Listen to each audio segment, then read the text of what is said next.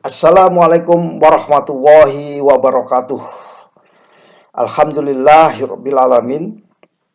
Kita bisa bertemu kembali di dalam membahas bisnis kemaritiman, bisnis perkapalan, dan bisnis pendukung kemaritiman. Bisnis pendukung bisnis-bisnis kemaritiman. Salah satu komponen di dalam bisnis kemaritiman adalah kapal ya. Ada namanya kapal ya, ada namanya galangan, ada namanya kepelabuhanan, dan ada namanya manufacture ya.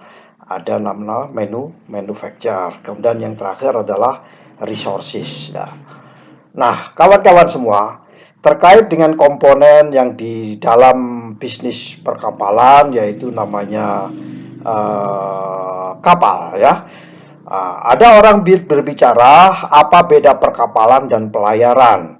Kalau ke perkapalan adalah physically, mulai kapal didesain sampai menjadi proses pembangunan, sampai menjadi kapal, dan masuk di dalam pembangunan galangan, itu disebut dengan perkapalan, bisnis perkapalan.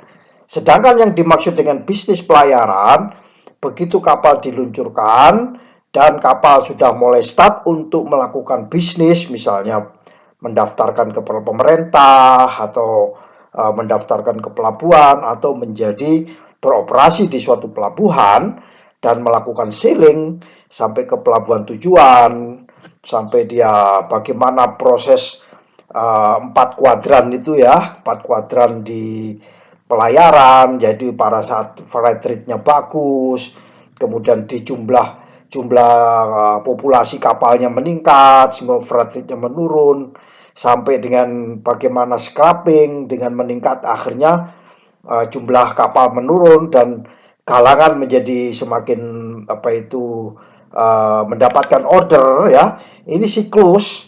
Siklus ini kita sebut sebagai siklus bisnis pelayaran. Jadi bukan berarti kalau ada scrap itu adalah suatu proyek yang gagal, tapi scrap itu sebenarnya untuk mempertahankan kehidupan siklus bisnis pelayaran. Nah, ini itu yang kedua. Jadi apa beda perkapalan dan pelayaran? Perkapalan adalah inovasi mulai dari desain secara konvensional, desain secara inovatif ya, maupun desain menggunakan dulu pakai manual, sekarang menggunakan digitalisasi ya.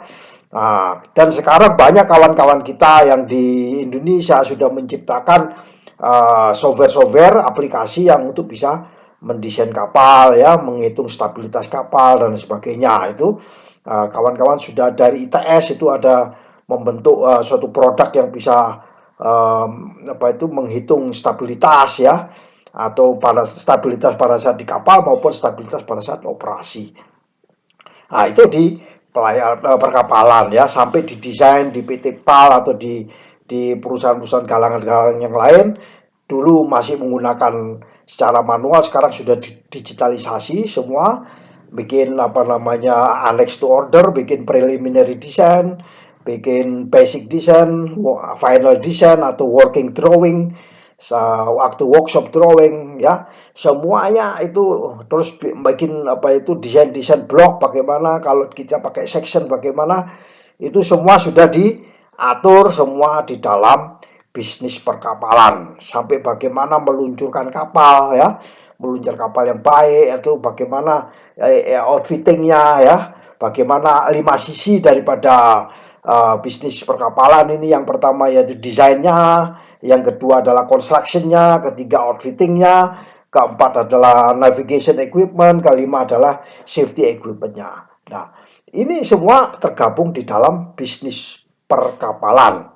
Sedangkan bisnis pelayaran yang tadi saya katakan ada siklus tadi itu. Nah, kita mengkombinasikan dua hal ini, kita kombinasikan. Tentunya dari dua kombinasi itu membutuhkan umbrella yang besar, namanya bisnis kemaritiman. Ada bisnis pendukung, komponen kapal, material kapal, permesinan ya, permesinan ataupun peralatan equipment kapal. Nah, jadi kita mendayagunakan produk-produk dalam negeri, ya, sesuai dengan keinginan pemerintah bahwa kita harus cinta produk-produk dalam negeri. Misalnya cat, ngapain harus ambil cat-cat dari luar negeri? Ambil cat yang produksi anak bangsa. Nah, itu kan banyak, itu sudah ada 14, kalau tidak salah 14 brand cat di Indonesia itu sudah ada sekitar 14. Nah, ini bisnis pendukung, termasuk regulasi regulator. Itu terkategori sebagai bisnis pendukung di bidang kemaritiman. Nah, kali ini saya akan berbagi singkat banyaknya simpang siur kapal-kapal di Indonesia. Mana Pak kapal-kapal yang wajib kelas, mana kapal-kapal yang tidak wajib kelas. Nah, klasifikasi, badan klasifikasi adalah bisnis pendukung daripada tadi itu, bisnis pelayaran dan bisnis perkapalan, ya. Ini gabung, dan Biro Klasifikasi Indonesia adalah badan klasifikasi nasional milik bangsa Indonesia. Jadi kita harus cinta dengan produk-produk anak bangsa. Kalau perlu kapal-kapal di Indonesia dikelaskan semua ke badan klasifikasi Biro Klasifikasi Indonesia. Jangan berorientasi, wah kalau nggak kelas asing nggak enak, gitu kan. Tidak, justru BKI ini akan besar dari populasi bangsa Indonesia yang mempunyai kapal, kalau tidak salah 53.000 kapal. Yang sudah dikelaskan sekarang masih 22 atau 23 kapal. Jadi kalau gitu yang sisanya kita kelaskan, alangkah lebih baiknya, ya. Alangkah lebih baiknya. Nah, kawan-kawan semua, lalu kapal-kapal mana saja yang harus dikelaskan, yang wajib dikelaskan? Tentunya harus ada acuannya. Acuan dari pemerintah seperti di PM 7 tahun 2013 dikatakan bahwa kapal-kapal yang berbendera Indonesia, ya. Ingat, kapal-kapal yang berbendera Indonesia. Kita tidak mengatur kapal-kapal yang berbendera Singapura, berbendera Malaysia, Thailand, apa itu Australia atau Papua Nugini, kita tidak mengatur. Kita mengatur kapal-kapal yang berbendera Indonesia. Jadi kalau begitu kita sebagai seorang bisnis perkapalan dan bisnis pelayaran harus memahami apa itu proses menjadikan kapal itu bisa menjadi kapal bendera Indonesia. Misalnya kapal bangunan baru, ya. Kapal bangunan baru bagaimana mendaftarkan menjadi kapal berbendera Indonesia, atau kapal second, ya, second hand, atau kapal dari luar yang second hand kita beli, bagaimana refledging. Nah, harus tahu mengenai bagaimana itu refledging. Nah, ingat, nanti refledging ada sesi beberapa saat yang lalu saya mengirim tentang refledging, bagaimana refledging yang benar itu, ya. Nah, jadi ujung cerita ada namanya kapal berbendera Indonesia. Jadi domain kita adalah kapal berbendera Indonesia. Kenapa harus diklasifikasikan?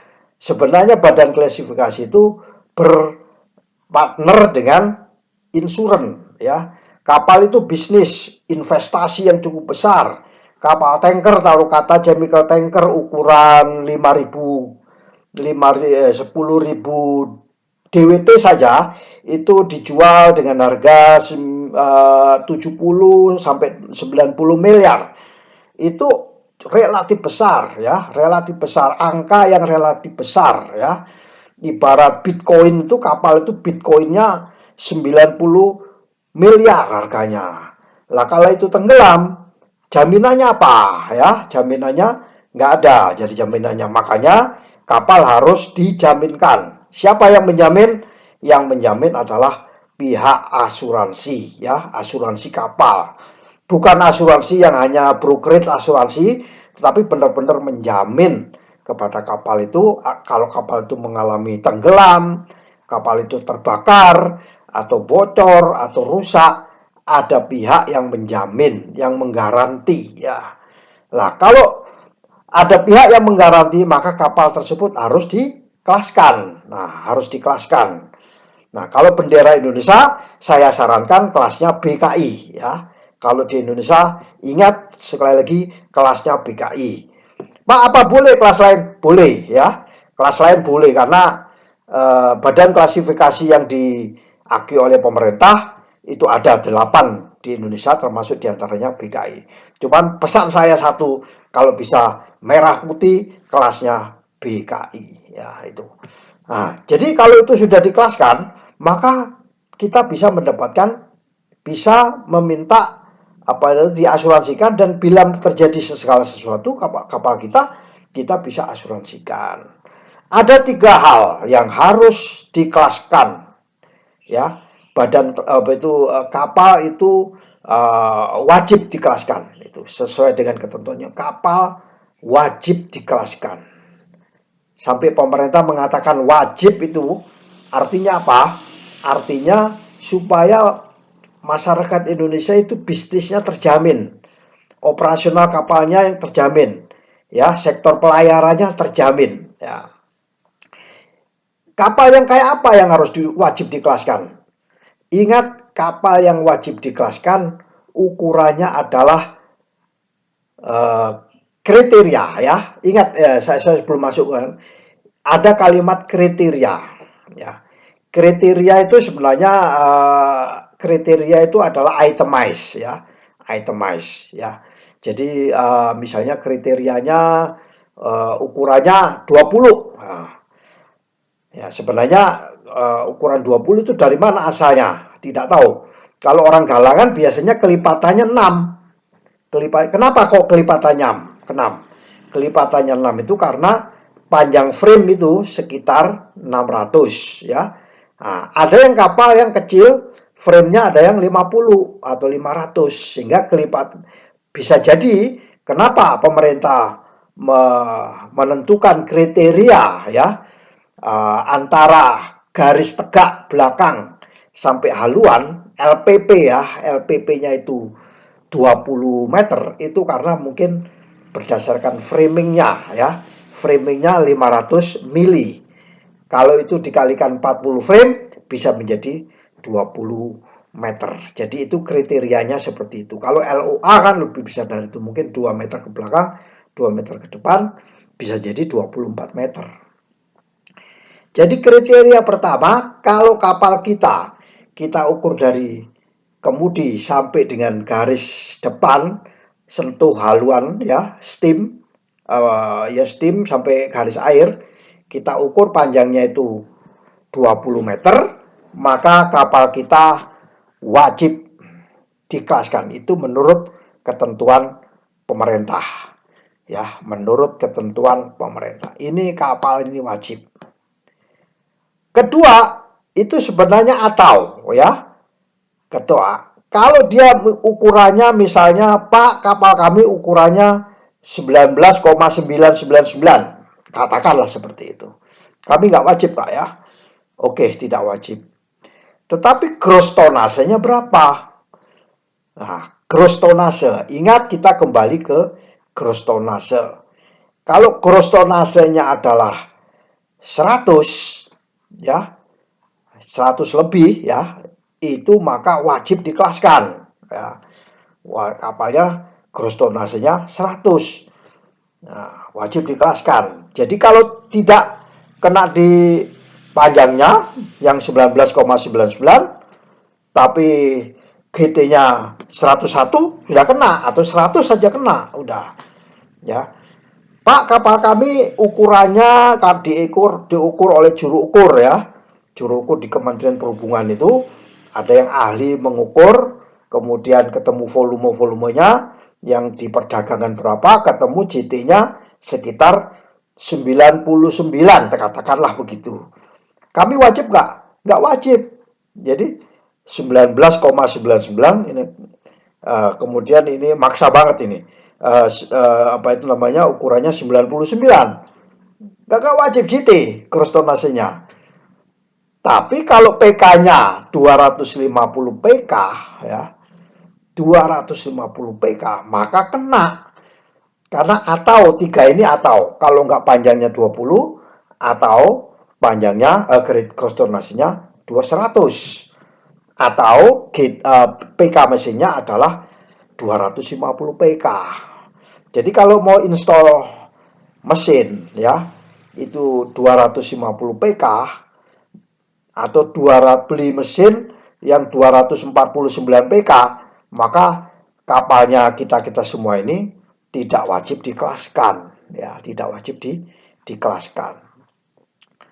Nah, tapi nggak mungkin ada kapal yang ukurannya 249, nggak ada PK-nya. Jadi biasanya PK yang bagus itu ya semakin gede PK-nya semakin bagus. Tapi kalau kegedean juga tidak efisien. Jadi akhirnya hampir rata-rata kapal itu kena di bagian PK mesin, ya. Kalau perahu klotok, mungkin perahu klotok itu yang di pinggir-pinggir pelabuhan yang untuk ngantar-ngantar orang-orang ke kapal, ya itu mungkin ada yang PK-nya kecil. Cuman kalau kapal pasti PK-nya di atas 250 HP. Nah, inilah kira-kira kawan-kawan semua, kenapa kapal itu harus dikelaskan? Karena kapal itu mempunyai kriteria menurut PM7 2013, itu dikatakan di bab 2 pasal 2, ya, ayat 1 mengatakan kapal yang mempunyai kriteria 3 tadi. Saya ulangi, panjangnya LPP 20 meter ke atas. Gross tonasenya 100 GT ke atas. PK mesinnya adalah 250 PK ke atas. Itu yang wajib dikelaskan. Demikian kira-kira sharing singkat dari saya. Lebih kurangnya saya pribadi memohon maaf yang sebesar-besarnya. Wallahul muwaffiq ila aqwamit thoriq. Wassalamualaikum warahmatullahi wabarakatuh.